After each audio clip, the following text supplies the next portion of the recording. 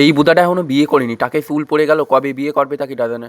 আর এইদিকে সৌরভ আমার বিস্কুট খাওয়ানোর লোভ দেখাচ্ছে, আর তারপরে চা বিস্কুট খেয়ে চলে আসলাম দোকানে। আর এইদিকে স্বর্গের দুই ভগবান এসে দাঁড়ায় রয়েছে দোকানের সামনে, আর এরা আমাকে আগে চলে গেছে বাইক নিয়ে। তারপরে কি আমাকে প্লেনের সাথে পারে, আমরা চলে গেলাম ওদের আগে। আর এইদিকে আমরা একটা ভুল বাড়ি চলে আসছি। তো ফাইনালি আমরা চলে আসলাম আবারও একটা ভুল বাড়ি। অতি কষ্টের পরে চলে আসছি যেখানটায় আমাকে আসার কথা ছিল। আর তারপরে মালপত্র নিয়ে উপরে যাচ্ছিলাম, সেটা ভাঙা বাড়ি ছিল। আর এদিকে আমাকে মিস্ত্রির কষ্ট হয়ে গেছে, তারপরেই লেগে বললাম আমরা কাজে। আর আমি এখন ভুল করে ফেললাম। তুই কথা বলিস ওরকম জড়ায় পেঁচায় কেন বাড়া? তোর জন্য আমার গালাগালি শুনতে হয়েছে। দেখা মুখ দেখা। কিরম নির্লজ্জতালি ভাবো, আমার গালাগালি শুনে আবার হাসতিছে। এই দোস্ত কাজ কর, নিজের কাজে নিয়ে গেলে তো হদ্দ কাটান খা, লোকের কাজে এসে ফোন দেখতিছো। আর এইদিকে আমাকে মিস্ত্রি করছিল সৌরভের বিয়ে দেবে, আর তাই শুনে এই বুদাটার অবস্থা দেখো, নজ্জায় ফাটে পড়ছে। আর এইদিকে লেগে পড়লাম আমরা কাজে। আর এইদিকে চলে আসে আমাকে জন্য চা, একখান টোস্ট দিছিল, সেটাও চায়ের মধ্যে পড়ে গেছে। আরে বুদাটা তুই আস্তে আস্তে খা, কেউ খাবে না তোর চা। তারপরে কাজ করতে করতেই বহুত ভাওতাবাজি মারছিস তুই। আর হাত পা ভাঙা বলে কি ছেড়ে দেবো নাকি?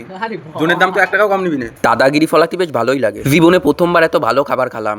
রুটি নাইট বোঝা বড় দায়। আর এইদিকে আমাকে মিস্ত্রি কি কষ্ট করে জল খাচ্ছে, হাত দিয়ে ফিরা যাচ্ছে না, গলায় আটকে গেছে, রুটি ফেলা বুদা। আর তারপরে আমরা গিলে টিলে লেগে পড়লাম কাজে। আর এইদিকে পাটির বাড়ির উপকার করে ফেললাম, ভাঙে ফেলছি এটা। আর গিলা কাজে সৌরভ লেট নাই, আমরা এইদিকে কাজ করছি, আরো গিলতি বসে গেছে। আর এইদিকে গিলেই আমরা ব্যাগপত্র গুছাই বেরোয় আসলাম। তো আমরা এখন বাড়ি যাই। যদি ভিডিওটা ভালো লাগে লাইক কমেন্ট শেয়ার।